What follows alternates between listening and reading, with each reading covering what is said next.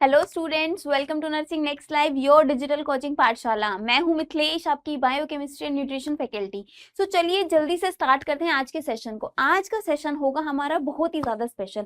आज के सेशन में हम एक क्लिनिकल कंसेप्ट डिस्कस करेंगे और वो होगा हमारा ABG analysis, that is arterial blood gases analysis. So चलिए जल्दी से स्टार्ट करते हैं अपने आज के सेशन को। आज का सेशन है हमारा आर्टीरियल ब्लड गैस एनालिसिस के ऊपर। सबसे पहले जानते हैं कि हमारा एबीजी एनालिसिस होता क्या है। बेसिकली ये हमारा एक टेस्ट होता है which is used to monitor the acid base disorder or acid base balance in the body. So you should know that arterial blood gas analysis, commonly known as ABG analysis. ABG analysis ये हमारे एक test होता है जिससे हम monitor करते हैं कि हमारी बॉडी में एसिड बेस बैलेंस कितना है, एसिड बेसिस का लेवल कितना है और उसका डिसऑर्डर कोई है या फिर नहीं है। So basically it is a test to monitor acid base balance in the body। अब देखिए नाम ही सजेस्ट कर रहा है आर्टीरियल ब्लड गैसेस एनालिसिस, मतलब यहाँ पे हमारा क्या यूज होगा, यहाँ पे हमारा कौन सा सैंपल यूज होगा, यहाँ पे हमारा यूज होगा आर्टीरियल ब्लड। यहाँ पे हमारा कौन सा सैंपल यूज होगा, arterial blood. Normally venous blood is used for the estimation of various level of the biochemical parameter, but ABG analysis में हम arterial blood यूज करेंगे, मतलब किसी आर्टरी का ब्लड यूज करेंगे। कॉमनली जो आर्टरी हम यूज करते हैं for the blood sample collection वो होती है हमारी femoral artery, commonly femoral artery, radial artery and the brachial artery। तो इन आर्टरीज को हम कॉमनली यूज करते हैं for the blood sample collection. तो चलिए देखते हैं कि एबीजी एनालिसिस में हमारे कौन कौन से कंपोनेंट होते हैं। सो आपको ये पता होना चाहिए देयर आर 6 की कंपोनेंट्स ऑफ एबीजी एनालिसिस। वो कौन कौन से होंगे, the bicarbonates that is HCO3 negative, PCO2 that is partial pressure of CO2 in our body. Oxygen content कितना होगा, ऑक्सीजन सैचुरेशन कितनी होगी, PO2 that is partial pressure of oxygen and the pH of the blood, लेकिन जो हम main parameters use करते हैं वो होंगे हमारे pH, bicarbonate and the PCO2। ये हमारे एबीजी एनालिसिस में इनका सबसे इंपॉर्टेंट रोल होता है, बट ये नहीं होगा कि जो हमारा PO2 है या फिर जो ऑक्सीजन सैचुरेशन है इसको हम नेग्लेक्ट करेंगे, नहीं, ये नहीं होगा, ये भी हमारे उतने ही इंपॉर्टेंट होंगे। लेकिन जो हमारा एसिड बेस डिसऑर्डर होगा लाइक एल्किलोसिस एंड द एसिडोसिस, ये हम डिटरमिन करेंगे इन पैरामीटर्स के ऊपर। सो चलिए एक बार इनका नॉर्मल लेवल देखते हैं कि जो हमारे ब्लड का पीएच होता है, वो नॉर्मल पीएच कितना होगा हमारा 7.35 टू 7.45। अगर हम एवरेज पीएच देखें, मेन पीएच देखें, सो it is 7.40। It is the mean pH of blood. Clear? अगर बात करें हम the normal partial pressure of CO2 in our body, so ये वाला कितना होगा हमारा, ये होगा 35 टू 45 मिलीमीटर ऑफ मर्क्यूरी। अगर हम बात करें the level of bicarbonates, the normal level of bicarbonate it will be 22 to 26 milli equimolar per litre. The normal level of partial pressure of oxygen, so ये होगा हमारा 80 to 100 मिलीमीटर ऑफ मर्क्यूरी। अगर हम बात करें ऑक्सीजन सैचुरेशन की, तो normal oxygen saturation कितनी होगी हमारी बॉडी में, 94 to 100% होगी। Clear? So this is all about the normal ranges of the parameters which are included under the ABG analysis. तो चलिए अब देखते हैं अपना आगे। अब बात करते हैं गोल्स ऑफ एबीजी एनालिसिस कि हम क्यों कर रहे हैं, वाई एबीजी, क्यों कर रहे हैं हम एबीजी। सो इस क्वेश्चन का आंसर ये है कि to find out the acid based disorder, कोई भी जो एसिड बेस्ड डिसऑर्डर होगा उसको फाइंड आउट करने के लिए ही हम क्या परफॉर्म करते हैं, एबीजी एनालिसिस करते हैं। एबीजी एनालिसिस में सबसे पहले हम ये देखते हैं कि whether the person is suffering from the alkalosis and the acidosis. So सबसे पहला एम क्या होगा, to find the acidosis and the alkalosis. Clear? उसके बाद हम ये भी फाइंड आउट करते हैं कि जो हमारी कंडीशन है, रिजल्टिंग कंडीशन है, जो हमारा एसिडोसिस है, एल्किलोसिस है, वो किस रीजन से हो रहा है हमारी बॉडी में, वो किस कारण से हो रहा है, वो हमारा कुछ रेस्पिरेटरी कंपोनेंट से हो रहा है या फिर वो मेटाबॉलिक कंपोनेंट से हो रहा है।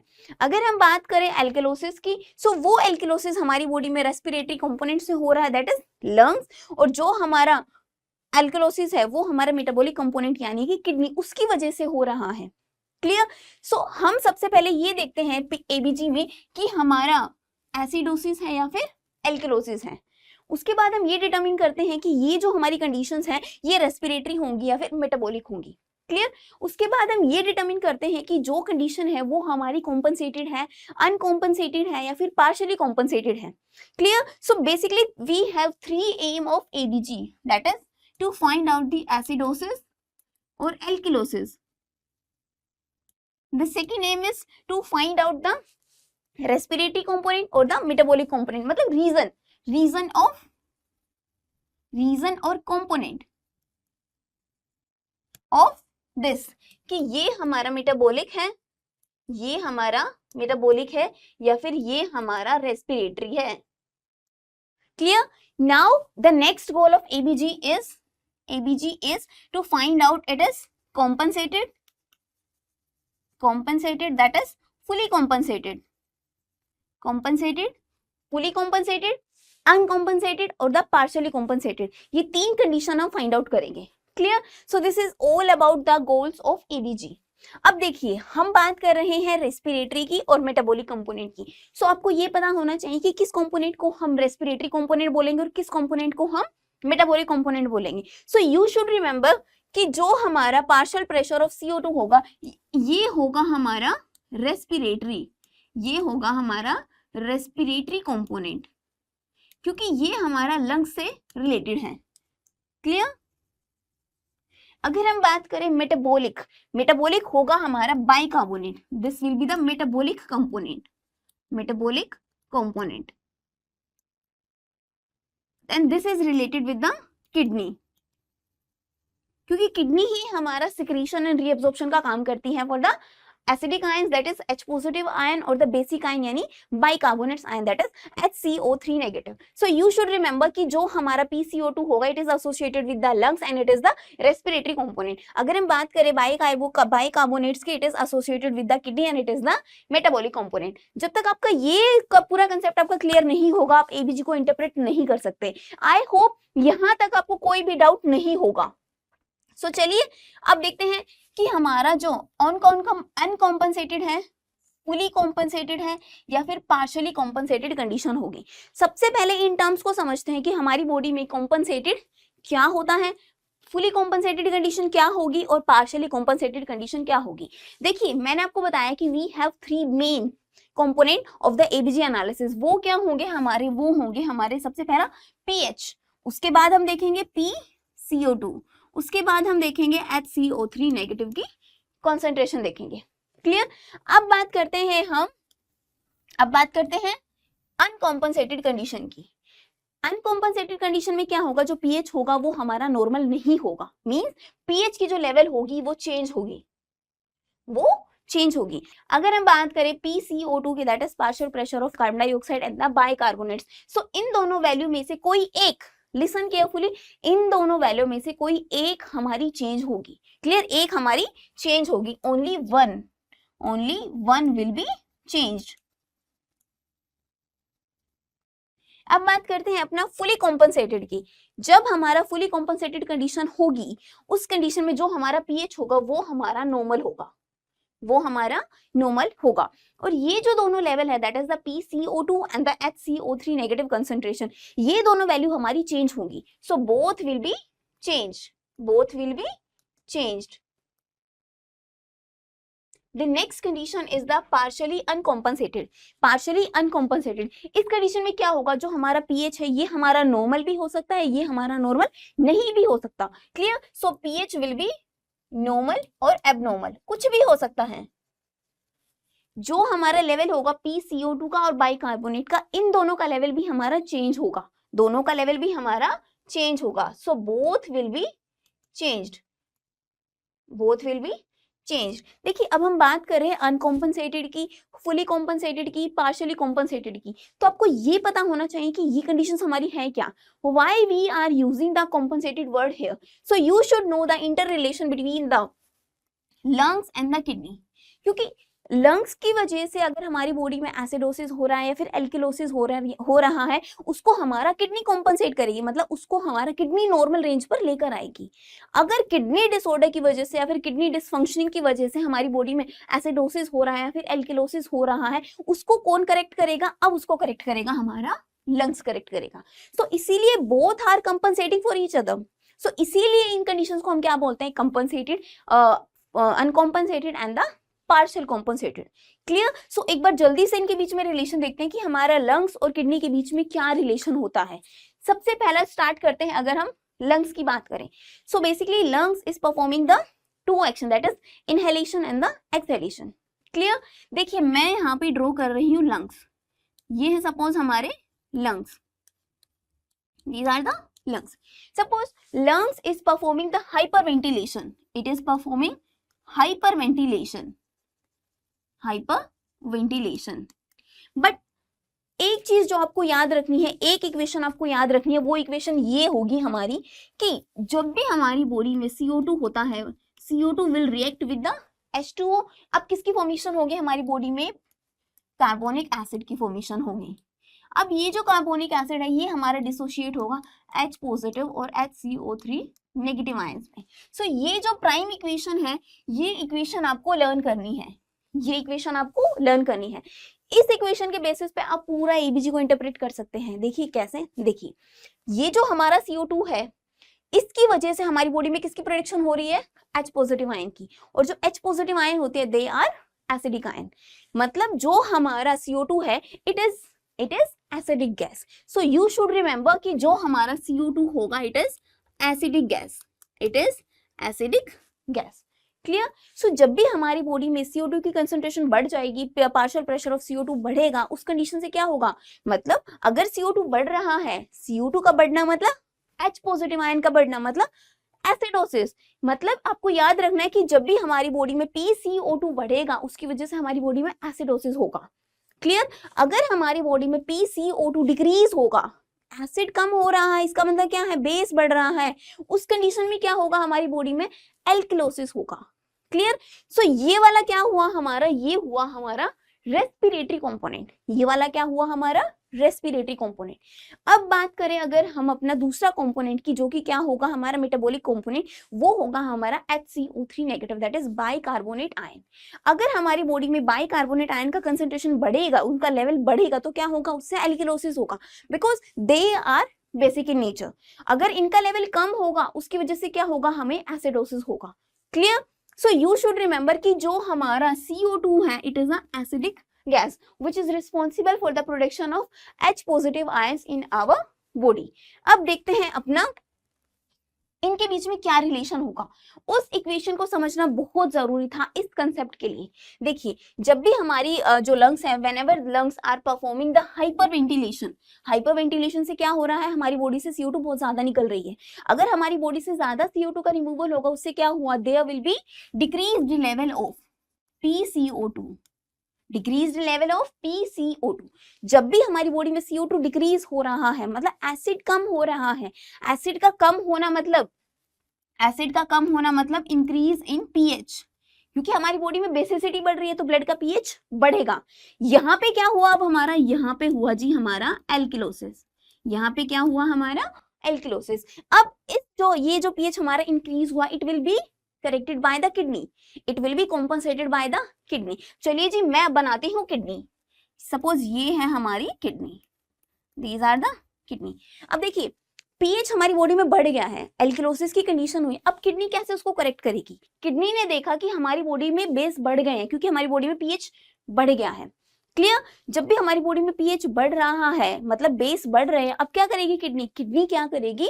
कुछ जो बाइकार्बोनेट्स आयन है इनको सिक्रीट करेगी यूरिन में, और क्या करेगी? There will be reabsorption of H positive ion. So basically kidney से क्या होगा? अब हमारा किडनी से क्या होगा? There will be reabsorption of H positive ion and the secretion of bicarbonate ion in urine. Clear? अब हमारी बॉडी में रीअब्जॉर्प्शन हो रहा है, मतलब क्या हो रहा है? H पॉजिटिव आयंस की कंसंट्रेशन बढ़ रही है, जिससे की वजह से क्या होगा? pH नॉर्मल आएगा, उसकी वजह से क्या होगा हमारा? Increase in pH.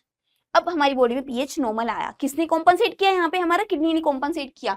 देखिए किडनी ने कॉम्पनसेट किया तो ये हमारा क्या होगा? Metabolic compensation. सो ये हमारा क्या होगा? This will be the metabolic compensation, metabolic compensation, metabolic compensation. चलिए जी अब बात करते हैं अपना दूसरी कंडीशन की। अब बात करते हैं अपना सेकंड कंडीशन। सेकंड कंडीशन में क्या होगा? देखिए यहाँ पे हमारा लंग्स परफॉर्म कर रहा था hyperventilation. Suppose lungs are performing hypoventilation. Hypoventilation मतलब there is less removal of CO2 from our body. चलिए जी फिर से लंग्स को ड्रॉ करते हैं। ये है हमारे lungs, clear? So lungs are performing hypoventilation, hypoventilation. अब जब हमारी बॉडी में हाइपोवेंटिलेशन होगा तो there will be increased PCO2, so increase in partial pressure of carbon dioxide. अब मैंने आपको बताया कि जो हमारी CO2 है it is associated with the acidic condition. So इसकी वजह से क्या होगा? हमारी बॉडी में pH डिक्रीज होगा, एसिडिक pH होगा। So there will be reduction in the pH। अब pH रिड्यूस हो रहा है, इसका मतलब क्या है? Acidosis, acidosis. अब किडनी को पता चला कि हमारी बॉडी में एसिडोसिस हो गया, H पॉजिटिव आयंस की कंसंट्रेशन बढ़ गई है। अब किडनी कॉम्पनसेट करेगी इसे, अब किडनी कॉम्पनसेट करिए। चलिए जी फिर से एक किडनी बनाते हैं अपनी, दिस इज आवर किडनी। अब किडनी इसको कैसे कॉम्पनसेट करेगी? किडनी ने देखा हमारी बॉडी में H पॉजिटिव आयंस बढ़ गए हैं, so kidney will secrete the H positive ion and there will be reabsorption of bicarbonate ion. So kidney क्या करेगी? Reabsorption of bicarbonates, reabsorption of bicarbonates and secretion of H positive ion, secretion of H positive ion, clear? अब इससे क्या होगा? जो हमारी body में pH decrease हुआ था it will start to increase, it will start to increase। इस करेक्शन को हम क्या बोलेंगे? अब ये भी किडनी की वजह से हो रहा है, सो ये मैकेनिज्म भी हमारा क्या होगा? It will be known as metabolic compensation, metabolic compensation. I hope कि ये आपको बहुत अच्छे से क्लियर हुआ होगा कि कॉम्पनसेशन क्या होता है, क्लियर? ये तो था हमारा कि कुछ लंग्स की वजह से हमारी बॉडी में एसिडोसिस और एल्किलोसिस हो रहा था। Now the case will be reversed. अब हम देखेंगे कि कुछ हमारा रीनल डिसफंक्शनिंग की वजह से या किडनी डिसऑर्डर की वजह से हमारी बॉडी में एसिडोसिस और एल्किलोसिस होता है, तो लंग्स उसको कैसे कॉम्पनसेट करेंगे, क्लियर? सो चलिए अब देखते हैं हम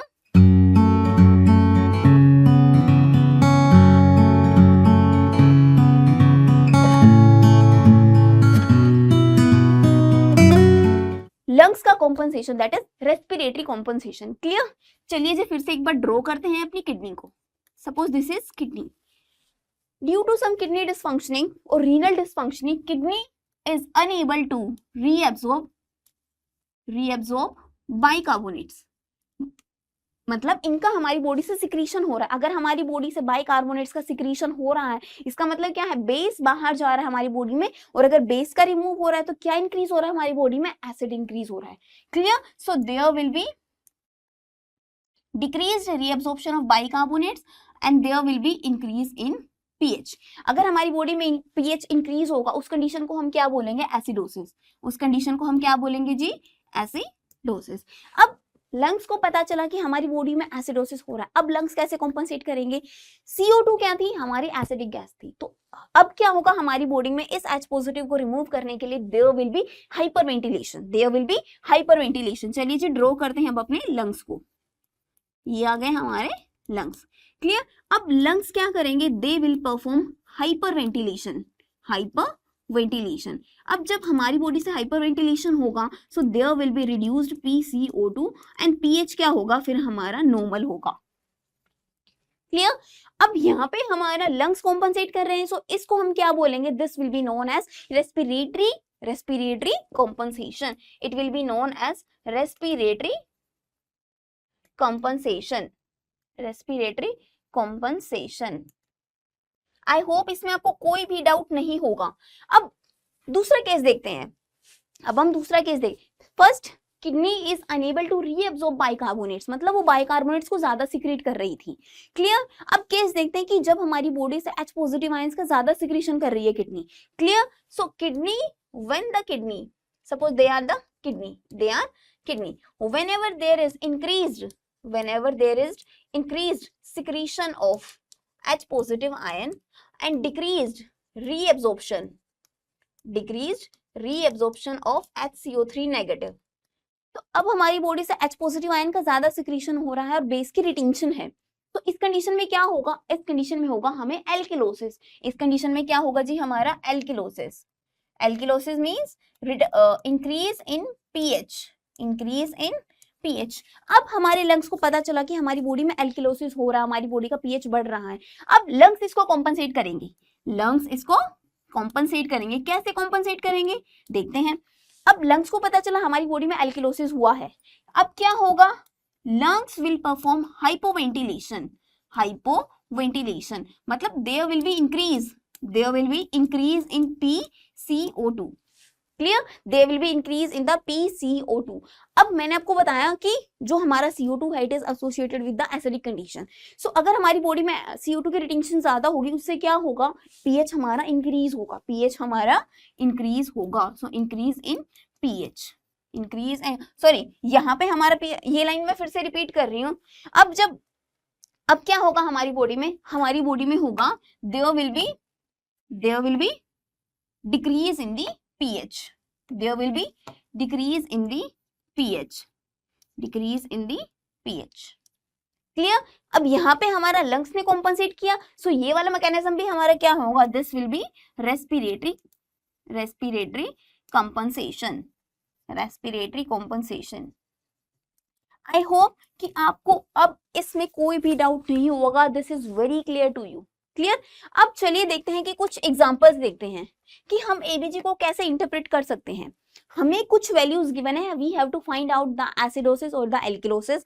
अगर कोई कंडीशन है तो वो कौन सी होगी, हमारी मेटाबॉलिक होगी या फिर वो हमारी रेस्पिरेटरी होगी। उसके बाद हम फाइंड आउट करेंगे कि ये कंडीशन हमारी अनकॉम्पनसेटेड है, फुली कॉम्पनसेटेड है या फिर पार्शियली कॉम्पनसेटेड है। So let's begin this exercise. सबसे पहले हमें सबकी नॉर्मल रेंजेस पता होनी चाहिए। एक बार रिकॉल करते हैं नॉर्मल रेंजेस। जब ब्लड का नॉर्मल पीएच होता है, blood normal pH it is 7.35 to 7.45।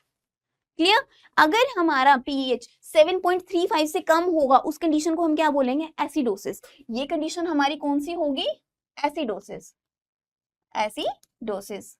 अगर हमारी बॉडी में पीएच 7.45 से ज्यादा होगा उस कंडीशन को हम क्या बोलेंगे, it will be known as alkalosis. Clear, अब बात करते हैं the normal level of PCO2। Normal level of PCO2 is 35 to 45 mmHg। Clear, अगर हम बात करें बाइकार्बोनेट्स आयन की कंसंट्रेशन, सो बाइकार्बोनेट्स आयन की कंसंट्रेशन हमारी बॉडी में होती है 22 to 26 milliequivalent per litre. Clear, so ये है हमारी नॉर्मल रेंजेस और एबीजी एनालिसिस में हमें ये वैल्यूज गिवन है। सो जल्दी से हम एक बार आइडेंटिफाई करते हैं कि वो कंडीशन कौन सी होगी। देखिए सबसे पहले पीएच हमारा 7.1 है, पीएच इज 7.1 मतलब वो हमारा 7.35 से कम है, तो ये कंडीशन क्या हुई हमारी, एसिडोसिस। इट इज द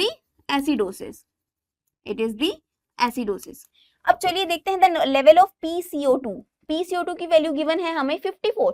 देखिए नॉर्मल लेवल कितना होगा हमारा 35 to 45, लेकिन वी हैव गिवन हमारे पास कितनी वैल्यू है, 54 गिवन है। इसका मतलब क्या है, हमारी बॉडी में PCO2 मतलब CO2 की कंसंट्रेशन बढ़ गई है, उसका हमारा पार्शियल प्रेशर बढ़ गया है। क्लियर, सो यहाँ पे हमारा और एक बार जल्दी से देखते हैं बाइकार्बोनेट्स की concentration it is 24, normal range is 22 to 26। इसका मतलब क्या है, जो हमारी बॉडी में बाइकार्बोनेट्स है वो हमारा नॉर्मल है। अब देखिए पीएच बता रहा है एसिडोसिस। क्लियर, CO2 का लेवल हमारी बॉडी में ज्यादा है, पार्शियल प्रेशर इसका ज्यादा है। इसका मतलब क्या है, ये जो हमारा एसिडोसिस हुआ है ये हमारा it is due to the increased PCO2 मतलब ये हमारा रेस्पिरेटरी एसिडोसिस होगा। It will be respiratory acidosis. अब हम ये फाइंड आउट करेंगे कि ये हमारा अनकॉम्पनसेटेड है, पार्शियली कॉम्पनसेटेड और फुली कॉम्पनसेटेड है। देखिए अगर आपको देखिए एक बार रिकॉल करते हैं, अनकॉम्पनसेटेड में क्या होगा, जो पीएच का लेवल था वो हमारा चेंज होगा, जबकि ये जो दो वैल्यूज हैं इनमें से कोई वैल्यू हमारी एक चेंज होगी। पीएच हमें चेंज मिला है, PCO2 भी ये है, ये भी हमारा बढ़ा हुआ है, लेकिन जो हमारा बाइकार्बोनेट्स की कंसंट्रेशन इट इज नॉर्मल। सो ये क्या हुआ हमारा, इट इज अनकॉम्पनसेटेड, इट इज अनकॉम्पनसेटेड। मतलब अभी किडनी ने इसको कॉम्पनसेट करना स्टार्ट नहीं किया है, इसका मतलब ये है। क्लियर? चलिए जी देखते हैं अपना अपनी दूसरी एक्सरसाइज। पीएच की वैल्यू गिवन है हमें 7.6, PCO2 इज गिवन 25 और बाइकार्बोनेट्स का लेवल दिया हुआ है हमें 25। सबसे पहले इनका नॉर्मल लेवल लिखते हैं। The normal pH is 7.35 to 7.45। अगर हम बात करें the normal level of PCO2, ये कितना होगा, इट विल बी 35 टू 45। ये कितना होता है हमारी बॉडी में, 35 टू 45। बाइकार्बोनेट्स की अगर हम बात करें तो बाइकार्बोनेट्स का लेवल होगा हमारी बॉडी में 22 टू 26। अब देखते हैं अपना रिजल्ट। पीएच इज गिवन 7.6, ये हमारा इससे ज्यादा है, 7.45 से ज्यादा। इसका मतलब क्या होगा, ये एल्किलोसिस होगा, it will be alkalosis, it will be alkalosis. अब देखते हैं लेवल हम PCO2 का। PCO2 is 25, 35 to 45 is normal. इसका मतलब क्या, हमारी बॉडी में CO2 कम हो गई है, मतलब एसिड कम हुआ है, तभी तो बेस का लेवल बढ़ा है ना। पीएच भी हमें वही दिखा रहा है। अब बात करते हैं बाइकार्बोनेट्स आयन की कंसंट्रेशन की। बाइकार्बोनेट्स गिवन है हमें 25 विच इज नॉर्मल। तो ये क्या होगा हमारा, it will be respiratory alkalosis, it will be respiratory alkalosis. अब हम फाइंड आउट करते हैं कि ये हमारा अनकॉम्पनसेटेड है, पार्शियली कॉम्पनसेटेड है या फिर फुली कॉम्पनसेटेड है। देखिए यहाँ पे इन दोनों वैल्यू में से हमारा एक कोई चेंज होता है। बाइकार्बोनेट्स हमारा नॉर्मल है, जबकि जो हमारा PCO2 है ये हमारी बॉडी में डिक्रीज हो गया है। सो ये क्या होगा, it will be uncompensated respiratory alkalosis. Clear? So इसका इंटरप्रिटेशन क्या होगा, the patient is suffering from uncompensated respiratory alkalosis, uncompensated respiratory alkalosis,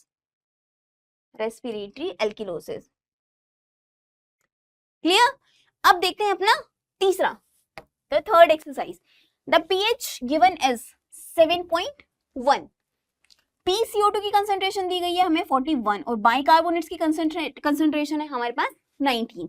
clear? सबसे पहले नॉर्मल रेंजेस देखते हैं। pH is 7.35 to 7.45। अब बात करें the normal level of PCO2 की, तो ये होगा हमारा 35 टू 45।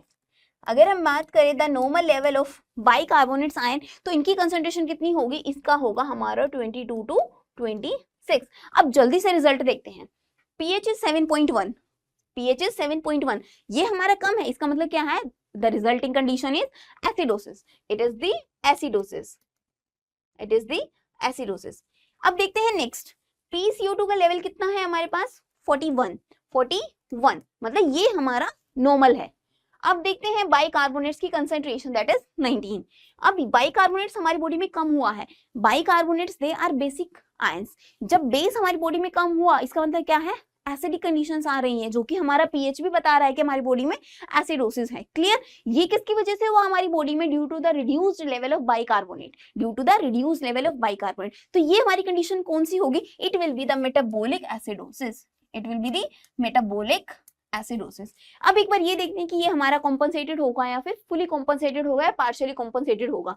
देखिए PCO2 और bicarbonates, PCO2 is normal while HCO3 negative, मतलब बाइकार्बोनेट आयन का कंसंट्रेशन हमारी बॉडी में कम हो गया है। क्लियर? सो ये क्या होगा, it will be uncompensated, it will be uncompensated metabolic acidosis, metabolic acidosis, मतलब अभी लंग्स ने कॉम्पनसेट करना स्टार्ट नहीं किया है इस कंडीशन में। क्लियर? चलिए जी अब देखते हैं अपना next interpretation. The pH is 7.5, PCO2 is 43 and bicarbonates का लेवल है हमारा 32। एक बार जल्दी से नॉर्मल रेंज को रिवाइज करते हैं। pH कितना होगा हमारी बॉडी में, 7.35 टू 7.45। क्लियर? PCO2 का नॉर्मल लेवल होगा हमारा 35 टू 45। अगर हम बात करें बाइकार्बोनेट्स आयन की कंसंट्रेशन की, तो ये हमारा कितना होगा, ये होगा हमारा 22 टू 26। अब रिजल्ट्स को देखते हैं। The pH is 7.5, pH is above the 7.45, मतलब ये हमारी pH बढ़ा हुआ है, इस कंडीशन को हम क्या बोलेंगे, it will be known as alkalosis. ये कंडीशन हमारा क्या बता रही है, the pH is saying that it is alkalosis. The level of PCO2 is 43. PCO2 is 43, which is normal, and the bicarbonate ion concentration is 32.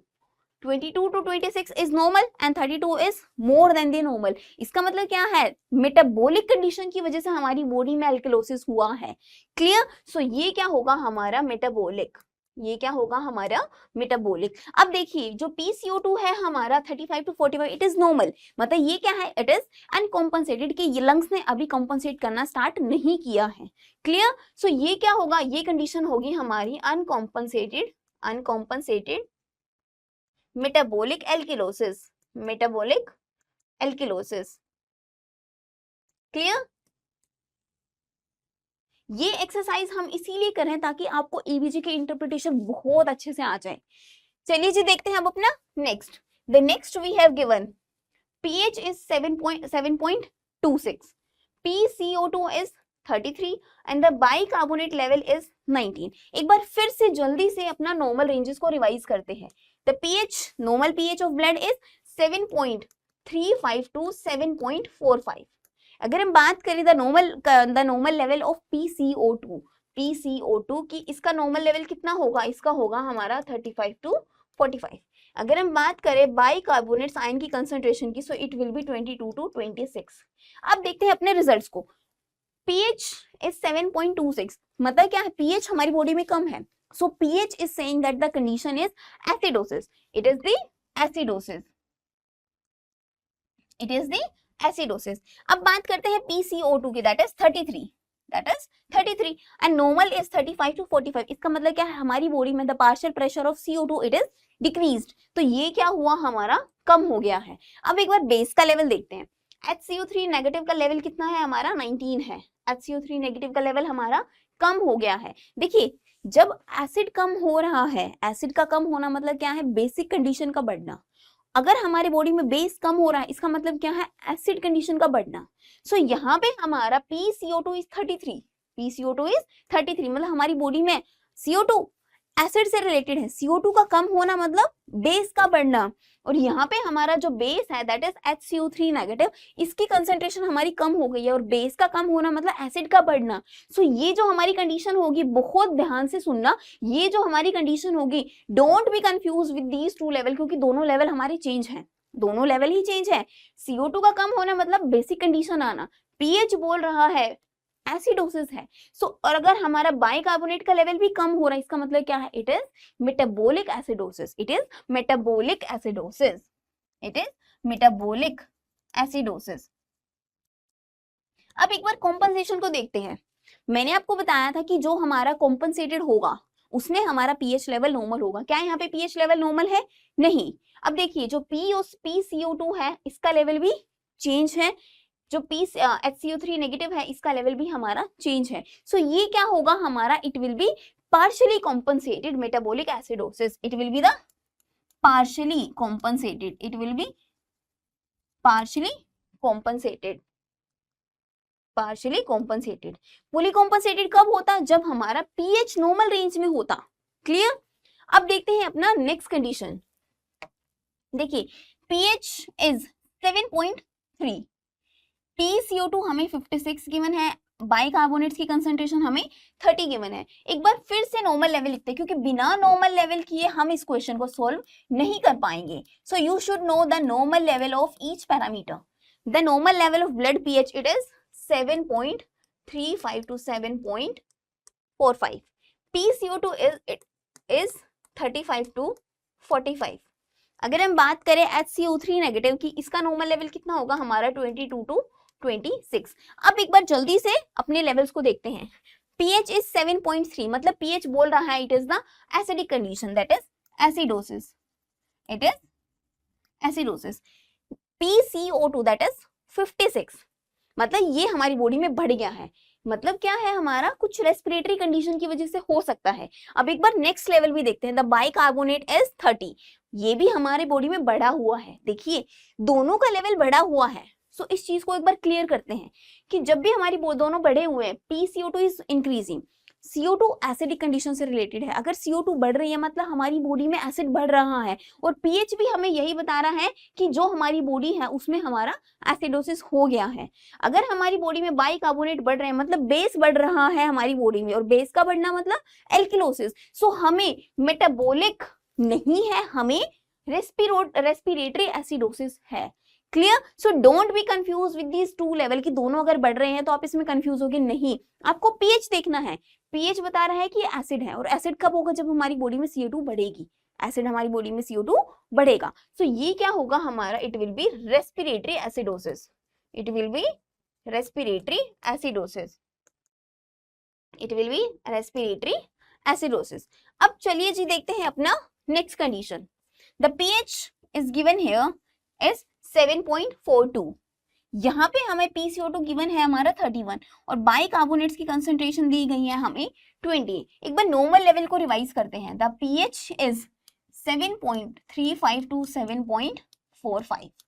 Clear? अगर हम बात करें PCO2 की तो नॉर्मल लेवल कितना होगा हमारा? 35 टू 45। और अगर हम बाइकार्बोनेट आयन की कंसंट्रेशन की बात करें तो नॉर्मल लेवल होगा इनका हमारा, normal level will be 22 to 26। एक चीज बहुत ध्यान से समझनी है, देखिए अगर ब्लड का पीएच होता है हमारा नॉर्मल 7.35 टू 7.45, मीन पीएच अगर हम देखें, suppose this is the range, this is 7.35 and this is the 7.45, mid point is the 7.4, ये होगा हमारा mean pH, this is the mean pH. अगर हम मीन पीएच के थोड़ा सा इधर मूव करेंगे टुवर्ड 7.35, सो ये कंडीशन हमारी कौन सी होगी? It will be slightly acidic, it will be slightly acidic. अगर हम 7 पॉइंट से 7.45 की तरफ मूव करेंगे सो ये कंडीशन हमारी कौन सी होगी? It will be slightly basic, it will be slightly basic. अब देखिए यहां से pH इज 7.42, मतलब pH हमारा यहाँ पे है, सो ये कंडीशन हमारी क्या होगी? इट इज स्लाइटली बेसिक, मतलब स्लाइटली एल्किलोसिस। सो ये कंडीशन हमारा क्या होगी? It is alkalosis, it is एल्किलोसिस।